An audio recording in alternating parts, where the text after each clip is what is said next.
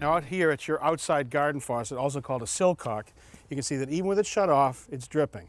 Now inside this faucet, there's a stem unit. Let me just pull it apart. And it has a washer right here. Now oftentimes this washer can wear out and you get this kind of condition. Now the other thing about this type of faucet is the washer sits outside the building and that leaves water in a place that it could freeze in cold climates.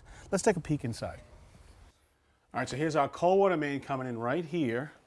You can see the branch that goes out to the outside faucet, and that sits right outside the building right here. I'm glad to see a shutoff valve right here. And I close that every winter and try to drain it as much as possible from the outside. Good. Now that'll reduce the chance of a freeze out here, but it won't guarantee it, because this type of valve is not really what I'd like to see.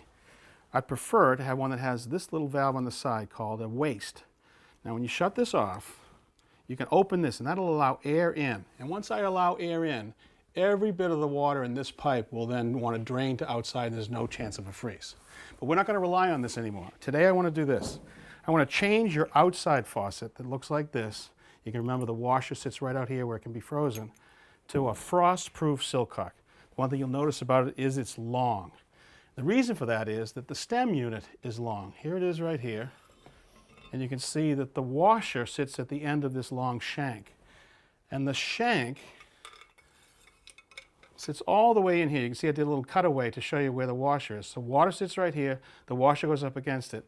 This is so far back into the house, there's no chance it can freeze. So you don't really have to shut that valve off every year anymore. Now it starts with us cutting out that pipe. All right, Eugene, I want you to take this cutter, put it around the pipe, snap it together, and then just spin it around in the direction of the arrow. It's a pretty cool cutter. Perfect, go. Got it? A little bit of water. See, we need that little drain valve. How's that going up your arm? Pretty good? Yeah. All right, good. Pull that right out. All right, here's our new frost-proof Sillcock with a copper adapter on the end right here. I just want to put it into place. And then I want to mark it in 2 spots. You can drill holes and secure it to the wall.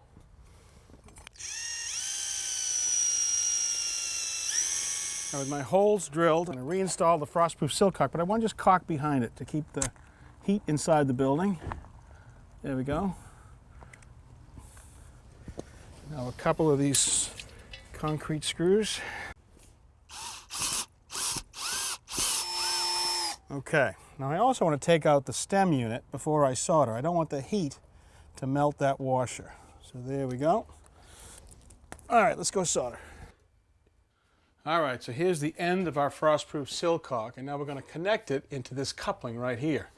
So I just need to measure one piece, and that is 1.5 inches. I'd like you to take the emery cloth and just clean the end of that pipe, all right? Sure. All right.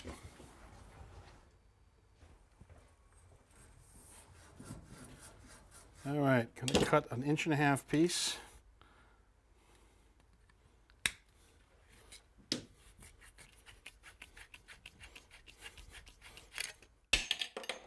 Cut is pretty good. Now I just need to flux everything and we can solder it together.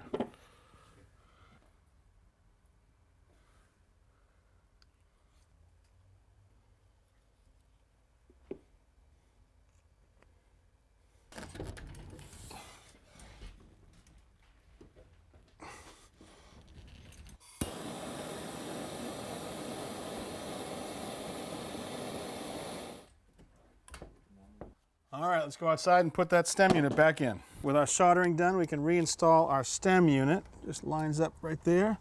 Just pass me that crescent wrench, good. And once you run inside and just turn on that water again, would you for me? Sure.